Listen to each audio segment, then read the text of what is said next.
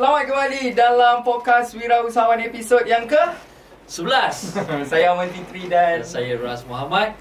terima kasih kepada anda yang dah subscribe, yang dah on notification juga, yang dah komen-komen juga. Terima kasih banyak yang setia bersama kami sampai episod yang ke-11. 11 lah Ya. Pejam celik. Bukan saja episod ke-11, kita juga sebenarnya episod 11 ni lebih istimewa sebab dia adalah episod yang terakhir tahun 2024. Ya. 2023. Maaf 2023. Terakhir untuk Terakhir. 2023 Kan, bukan episod terakhir tapi terakhir pada tahun 2023. Ya. Alhamdulillah. Cepatnya. Sekejap dah 3 bulan dah. Dah 3 bulan Wow. Even Wirausahawan sini dah 3 bulan. Tapi kita juga berada dekat tahun 2003 ni dah habis. 12 bulan dah habis dah. Dah habis dah. Tinggal tinggal beberapa jam lagi mungkin. Beberapa hari lagi. Wow. Tahniah kepada anda kerana dapat mengharungi tahun 2023 dengan pada anda yang cemerlang. Tahniah pada anda yang mungkin this is not your year. It's okay, tahun depan ada lagi. Betul lah tahun Sebab kata bijak pandai dia cakap apa tau? Dia cakap kita hidup lama, kita mati sekali. Jadi buat apa nak takut mati? Sekali je kita mati. Fokus kepada kehidupan kita. Tak nampak kita hidup lagi. Jadi be present. Hayati tahun 2024, apa yang kita nak capai, apa benda yang kita nak buat, benda yang mungkin nak apa Man? Saya nak rewind dulu Kita nak lah. explore benda yang kita nak buat tahun 2024 kan. Kata pun nak rewind. Nak rewind dulu. Kita nak tengok 2023 ni apa yang kita dah buat. Amas di apa yang 2023 ni keras je rasa saya. untuk awak juga. Keras. Keras. Hidup ni keras 2023. Macam-macam cabaran yang dah dilalui, tapi bagi saya apa cabaran yang dilalui pada 2023 ni mengajar kita. Saya selalu dengar orang cakap menyesal dengan hidup, menyesal dengan apa yang terjadi. Tapi bagi saya, apa pun yang terjadi itu adalah pengajaran dan pembelajaran dalam kehidupan. Exactly. Sebab tak boleh lah you nak kata you menyesal kalau you tak lalui benda tu. We never know what's gonna happen next and what we gonna do next. Betul. Itu kita tak tahu. Kalau Cik Ras sendiri 2023 Saya sama juga nak cakap pasal topik yang Ahmad cakap ni. Kita merancang, tapi Allah dia sebaik-baik perancang. Sebab tu kadang-kadang benda just doesn't work the way we want it. Correct.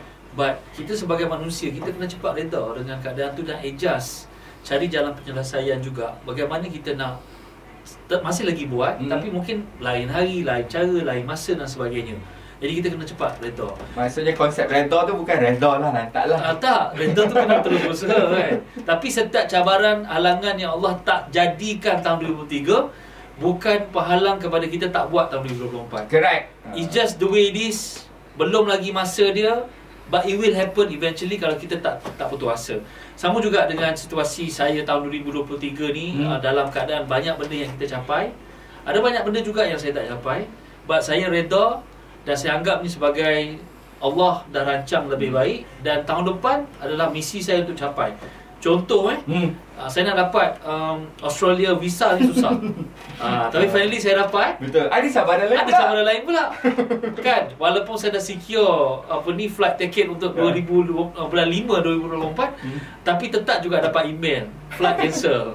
So dah kena cari flight lain dah. Nak balik, bukan pergi tau, balik. Nak balik kan tak balik pula. Tetap duduk kat sana. Jadi memang kehidupan memang ada cabaran. Betul. Kalau saya nak marah, there's nothing saya boleh ubah. So apa saya buat lah, saya fikir cara alternatif lain untuk balik ke Malaysia, balik macam mana, mungkin flight lain. Dan saya cakap dengan isteri, cakap tak apa, Allah tu sebaik-baik perancang. Kalau katalah flight tu cancel, mesti bersebab. What if kalau something happen to that flight? Betul. Touch wood lah kan. Touch wood. Kan? Saya fikir macam tu. Nasib baiklah kita ubah kan. Tapi of course kadang-kadang tak jadi tu menyebabkan kita kena keluar modal lebih banyak dan sebagainya. But it's okay, it's a process. It's a process. Berapa ramai antara anda yang sebenarnya capai banyak perkara dalam tahun 2023 ni dan nak capai lebih banyak perkara tahun 2024. Man, ada yang tanya saya kan, penting ke ada resolution ni? Penting ke ada impian ni? Dulu saya pun tertanya-tanya soalan tu. You have the same question. Yes, exactly. Bila you masuk retreat, ataupun bila you start faham? Setahun selepas. Yes. Sebenarnya impian ni, kalau kita tak ada, kita ada pun kita tak capai. Lagilah kalau kita tak ada. Langsung lah kita tak ada. Dan hidup manusia ni, kita hidup berdasarkan impian. Kita hidup berdasarkan harapan. Kita hidup sebab kita nak capai sesuatu. That's manusia. Contoh, kalau kita kadang-kadang kita berusaha lebih keras, kita buat bisnes, kita buat kerja kita dengan lebih kuat. Sebab impian kita nak bahagiakan mak ayah kita. Impian juga. Macam nak bahagiakan mak ayah kita tu? Yes, kita boleh bahagiakan dengan senyuman. Boleh je mak. Dengan pelukan kan. Boleh je, tapi it's just not enough. Kadang-kadang kita kena reward mereka. Mereka pun membesarkan kita bukan hanya dengan senyuman dan pelukan saja. Tidak juga besarkan kita dengan beli pakaian, bagi makan sedap-sedap. Jadi kadang-kadang kita nak bahagiakan mak ayah kita dengan bawa mereka pergi umrah. Salah satunya kan, beli kenderaan mereka yang lebih selesa. Letakkan mereka di rumah yang lebih selesa. Ada yang buat rumah untuk mak ayah. Kan? Jadi apa impian anda? Impian kita ni adalah untuk kita hidup, untuk kita lebih bersemangat untuk meneruskan kehidupan. Maksudnya hidup kita ni ada purpose. Correct. So kita nak masuk tahun 2024, mesti ada resolution baru kan? Mesti ada resolution baru. Tapi macam mana pula dengan orang yang carry forward resolution ke tahun depan? Carry dia kan ni dah 80. 80 impian tak tercapai. But it's okay. Kalau dah 80 pun tak apa. Sebab impian tu kena banyak sebab percuma. Yes. Tapi macam mana cara nak capai? Saya juga fikir kita ni janganlah terlalu tekan diri kita sendiri. Pressure. Sampaikan ada orang bila kena pressure jadi overstress, jadi depressed. Semua rest kat belakang dia punya ayat tu kan. Jadi pressure, jadi anxiety kan, burnout dan sebagainya kan. Jadi kita nak kena santai juga dalam keadaan kita berusaha. Saya selalu pegang macam mana nak eat elephant, nak makan elephant, makan gajah, makan sikit-sikit. Maksudnya kalau kita impian kita besar, capailah satu-satu. So maknanya kalau makan gajah tak kira lah daripada part mana, telinga dulu ke, belalai ke. Jangan makan betul. Metafora saja. Okey. Maksudnya capailah cita-cita kita tu satu persatu, one after another. So maknanya tak ada masalah untuk kita carry forward. Tak ada masalah. Sebab itulah saya tengok kita kan buat dream board selalu. Yes. So ada yang tak dicapai tahun ini kita bawa ke tahun depan. Dan obviously, Firas, benda tu akan di-slash. Akan dicapai. Dan best. Feeling tu best. Dan ingat, Datuk Wira selalu pesan. Allah, sebab Datuk Wira pesan ni sebab ini memang ayat Quran kan. Allah mengikut sakaan hamba-Nya. Kalau kita tak bersangka baik, kalau kita tidak ada impian dan bercakap tentang impian kita, macam mana benda tu nak jadi reality?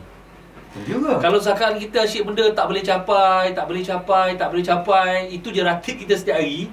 Aku tak boleh. Dan kita tak akan capai apa-apa dalam hidup kita. So apa yang kita sebut tu adalah doa hari-hari. Apa kita cakap, kita buat, kita fikir, itu semua satu doa. Itu kata-kata Datuk Wira setiap kali ada sesi yang tertentu kan. Jadi saya juga mengamalkan sikap positif, cakap benda-benda elok.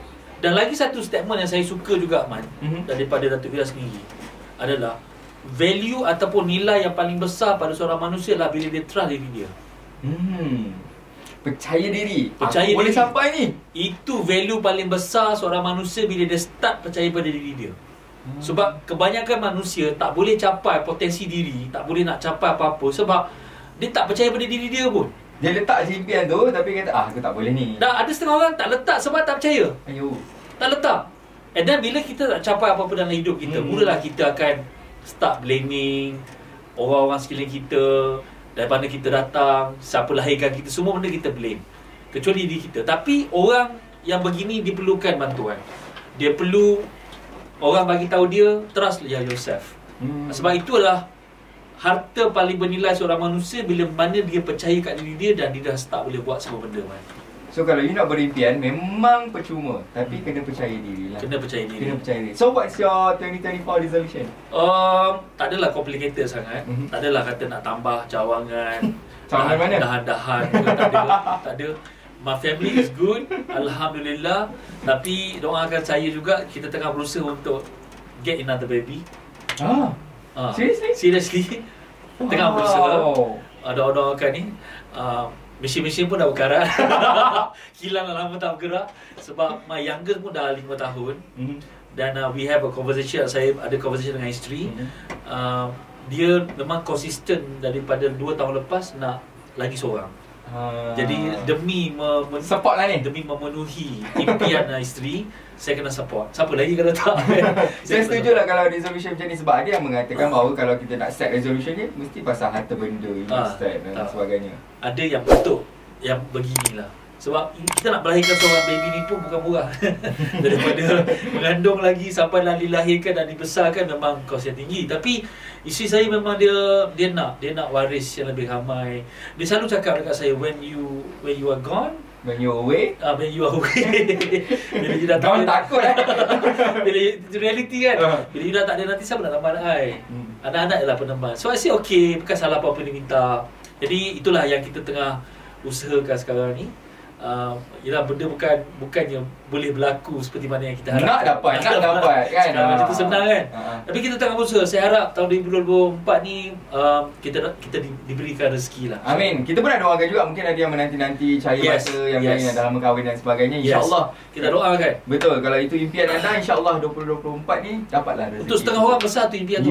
Kita jangan cerita pasal duit juta-juta lagi. Relax dulu, kita tenang dulu.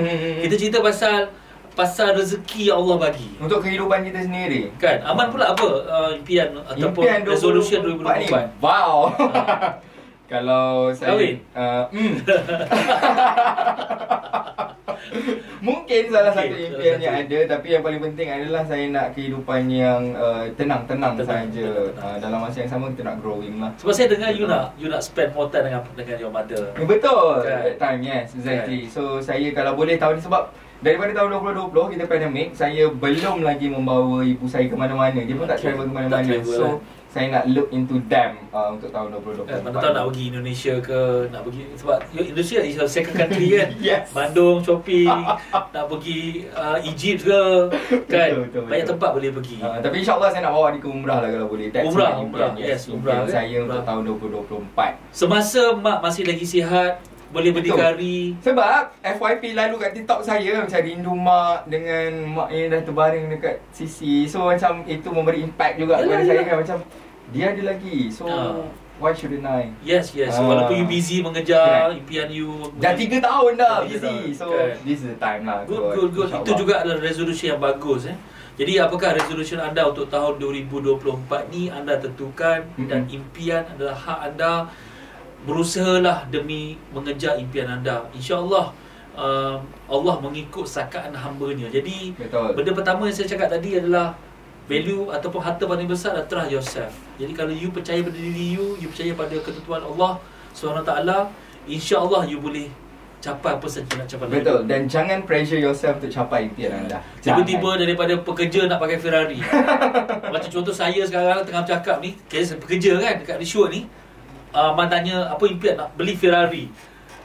Mungkin Rahman pun akan cakap kau apa hal impian. Terbeliak macam dia macam kena logik lah. Logik lah kan. Mungkin bukan sekarang. Mungkin beli Ferrari juga bukan impian saya kot. Bukan. Kita dah makin-makin berumur ni, kita naik kereta besar-besar macam bas kan. Contohlah. Okay. Family car kan. Jadi itulah impian anda adalah hak anda. Jadi jangan stop untuk berimpian. Apa-apa pun kita nak ucapkan Happy New Year to everyone. Betul. Kan? Selamat ulang tahun 2024. Selamat ulang tahun 2024 lah termasuk. Okay. Happy birthday, Happy New Year. Happy New Year kan. Wow, Happy New Year. Ya, Happy New Year. Okay, by the way, 31 Disember di manakah anda akan berada? Saya akan menonton konsert Sheila on 7 di Indonesia, Jakarta. Wow. Okay, alhamdulillah. InsyaAllah. Wow. Okay, good. So teruskan komen. Teruskan komen apa resolution 2024 sebab kita akan kembali dengan tetamu kita untuk New Year edition ni. So insyaAllah tuan-tuan dan puan teruskan subscribe, on notification anda dan komen di ruang komen. Kita jumpa sebentar nanti. Bye-bye.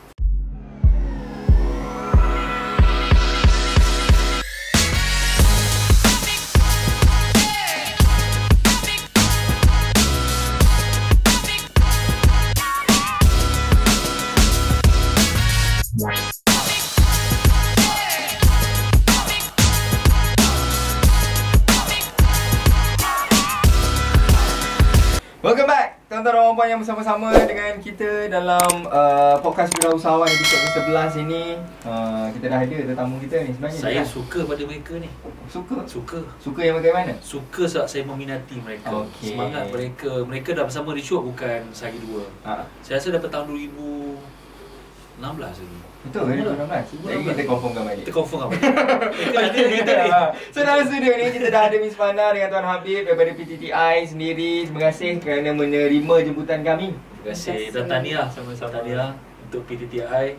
Banyak pencapaian mereka tahun 2023 ni. Banyak sangat. Tapi tak apalah, bagi mereka peluang untuk kongsikan dengan anda. Boleh, By the boleh. way, Cikgu Fana, Cikgu Fana, Miss Fana. boleh, Miss Fana boleh, Cikgu Fana boleh, Puan Fana pun boleh. Terima kasih banyak datang Tuan Habib. Terima kasih banyak Cikgu Habib. Terima kasih banyak datang. Tadi dah warning ke?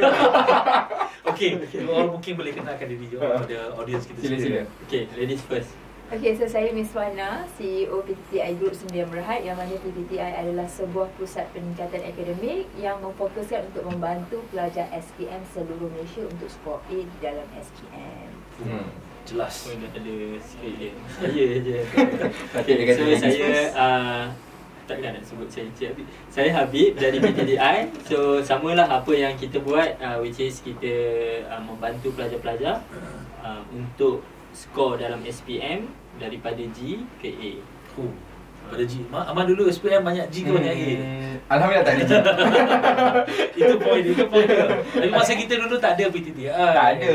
Kalau ada PTTI mesti kita lagi cemerlang. Saya ada kot, saya muda sikit. Oh iya ke? Sama berbeza. By the way, saya nak ambil kesempatan untuk ucapkan tahniah kepada Tuan Habib dan juga Miss Fana sebab kejayaan tahun 2023 ni dapat apa? Malaysia Book of Record. Mungkin boleh ceritakan sikit tentang Malaysia Book of Record tu. Betul. Dapatlah juga saya pegang plug tu hari tu. Oh, you pegang. Silakan. Okay, so this year, tahun 2023 ni ada banyak sebenarnya Tuan Rat dan juga Aman pencapaian-pencapaian dia, tapi one of the thing yang Tuan Rat sebutkan tadi adalah Malaysia Book of Record. So kisah dia bermula bila kita ada sesi lah one-on-one dengan Doc, and then Doc cakap macam mana kita nak tingkatkan lagi kita punya orang cakap proven result ni. Yang Doc cakap PTTI ni proven result ni macam ni kita nak buktikan dengan lebih dahsyat lagi. So and then sebenarnya itu adalah totally idea daripada Datuk Ira untuk kita buktikan yang kita adalah the best tuition center yang melahirkan paling ramai pelajar yang dapat straight A dalam Berapa ramai? SPM. So total pelajar yang kita dapat rekod dia itu adalah 123. Itu pun dah paling ramai, dan insya-Allah nanti untuk Coming year 2024 dan seterusnya kita try to break our own record lah. 127 tu untuk tahun 123 untuk tahun 2022 sahaja. Straight A tau. Straight A. Betul. Berapa banyak A? Berapa banyak A? Kalau dia kalau kena straight ni dia consider berapa banyak A? Average lah. Kalau by default dia adalah 9. Tapi ada orang yang ambil 10, ada yang ambil 11. So dia kena subjek yang paling rendah 9 dia kena ambil SPM. betul. 9A. Wow, okey. Tak mencapai akal saya ni. Wow. Ada yang ambil 6 je. Tengoklah ada ambil 6. Apa kunci dia kejayaan kepada student-student ni sebenarnya? kunci kepada kejayaan student Apa yang PTTI buat untuk bantu mereka ni Mungkin Miss Fana nak cakap apa? Itu cikgu.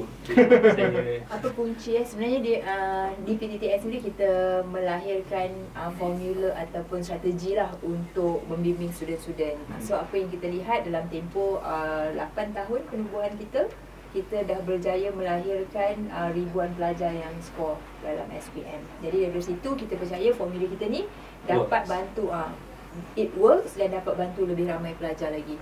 So antaranya adalah salah satunya kunci dia adalah teknik pengajaran dan juga formula lah. Sebab kalau kita tengok pelajar-pelajar ni kadang-kadang bila dia baca buku, especially subjek sains student, complicated kan, kita tak faham. Buat buku tu terus. Jadi kita kena mencari shortcut. Macam mana kita nak simplifikan benda yang complicated dalam method-method yang boleh diterima oleh student zaman sekarang lah. Bercakap pasal diterima oleh student zaman sekarang ni, diorang ni berbeza. Macam mana mengawal untuk mengajar tu kan, gaya ataupun attitude mereka belajar. And you yourself untuk mengajar. Miss Fana masih mengajar? Cikgu Habib? Tuan Habib? Nama betul kan? Cikgu Fana masih mengajar. Saya dah lama dah mengajar. Okay. So Macam mana how? cara manage orang tu? So basically kita punya student kita mostly pelajar SPM, maksudnya 17 tahun. Dia adalah remaja yang akan meningkat dewasa. Jadi kita nampak student-student yang 17 tahun ni dia perlukan approach yang lebih lebih friendly. Maksudnya kita layan dia sebagai kawan, bukannya sebagai macam sebagai student. Lepas tu saya nampak juga adalah student-student ni dia perlukan attention. Attention yang lebih berbanding zaman saya dulu. Selalu pusat tuition tu just untuk lepak keluar hujung minggu. yang tu dekat tempat aman. Okey. Kita nak recap balik Tadi Miss Fana cakap dah 8 tahun buat bisnes. So saya ingat mereka datang ke Richworks pada tahun 2015 kan? 2017. 17. Okay. Awal 2017 2016 Ras baru masuk. Saya masuk 2015. Okey. Tu dia ingat tahun 2015. Sebab saya dah macam lama. Okey, bagaimana bisnes ni bermula? Siapa Miss Fana dulu sebelum PTTI dan siapa Tuan Habib sebelum PTTI? Memang tenaga pengajar ke ataupun macam mana? Saya sebenarnya bukan cikgu sekolah. Saya selalu cakap saya sebenarnya terjebak di dalam bisnes ni.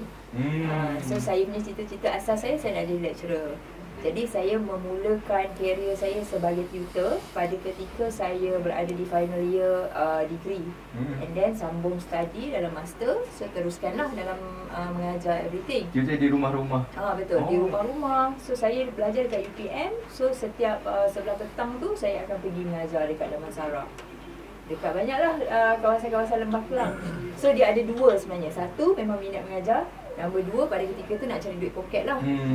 So bila mengajar setahun lepas tahun kahwin.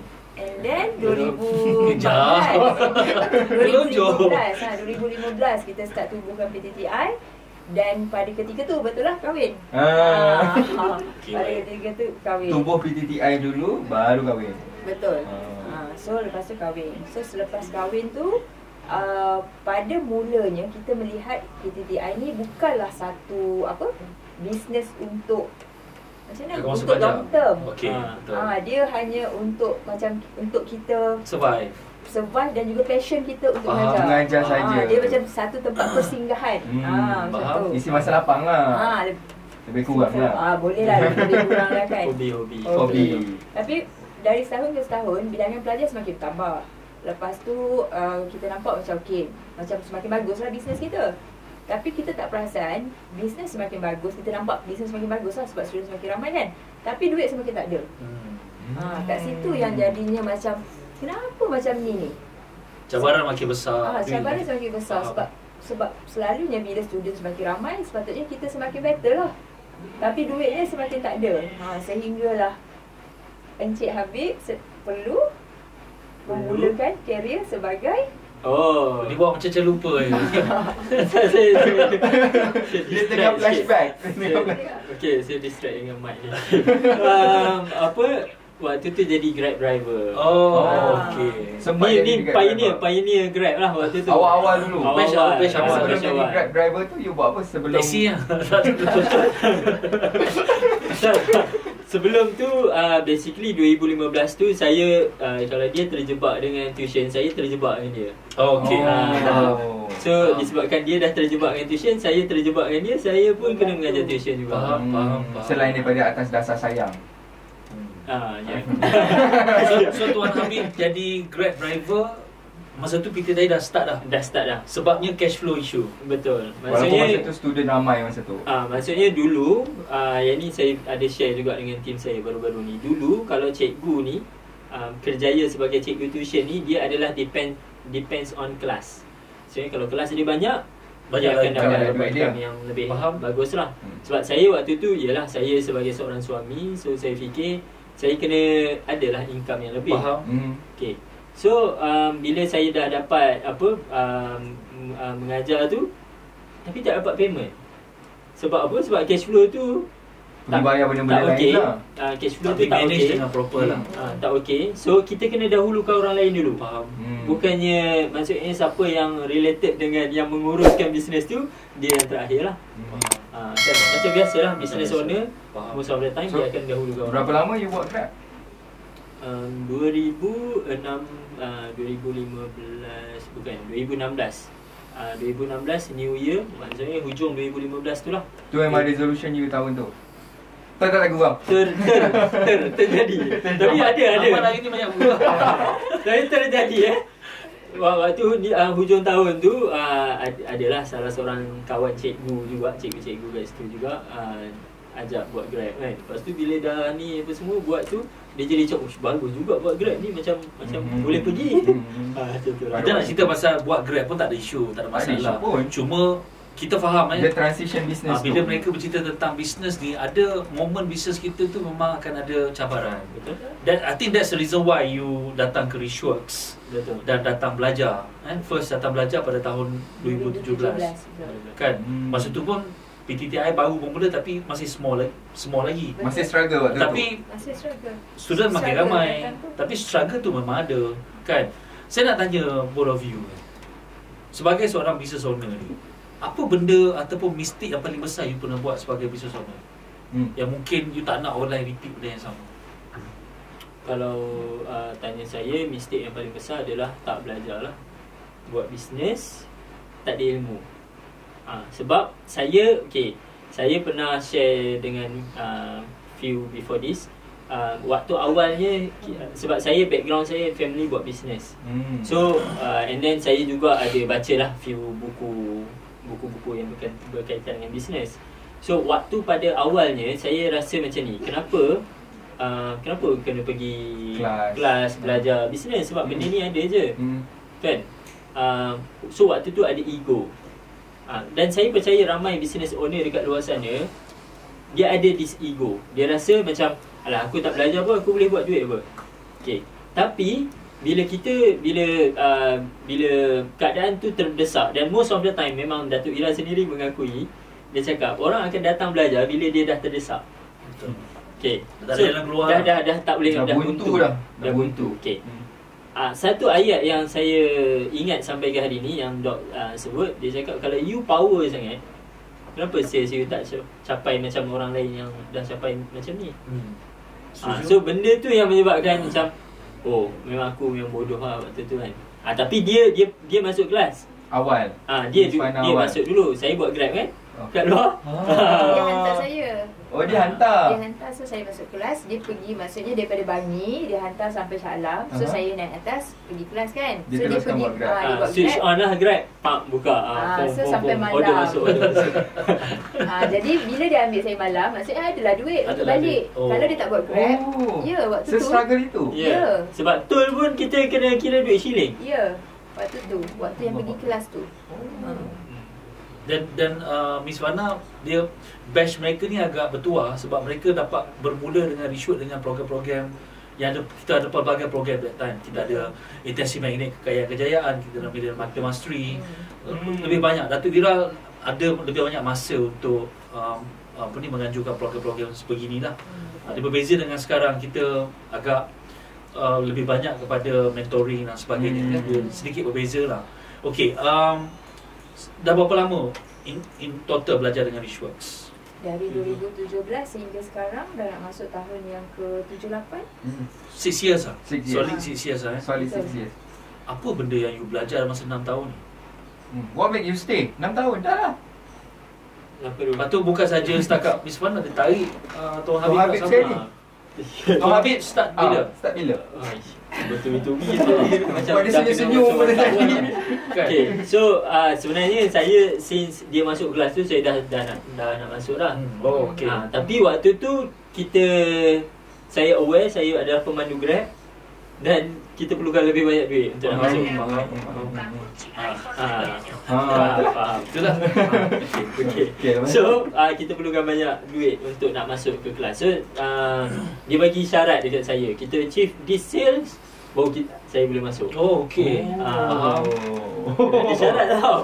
Tak apalah, saya pun macam okay, it's okay. So belajar buat and then tahun 2020 saya masuk lah. 2020. So long story short, kenapa kita masih lagi belajar dan apa benda yang membuatkan kita nak stay belajar dengan Doc adalah, yang pertama saya rasa mungkin Dok ni dia macam Dok selalu sebut, dia sebagai coach. Macam bila kita main sports, kita kena ada coach. Walaupun terror, contohlah kita ambil juara jago sukan negara Datuk Lee Chong Wei. Even Datuk Lee Chong Wei pun dia kena ada coach. Walaupun dia pernah mencapai status pemain badminton nombor 1 dunia. Kan? Masih lagi perlukan coach. Masih. Maksudnya kita ni dalam kita buat bisnes, kita so-called macam berada di dalam satu padang kita bermain di satu padang.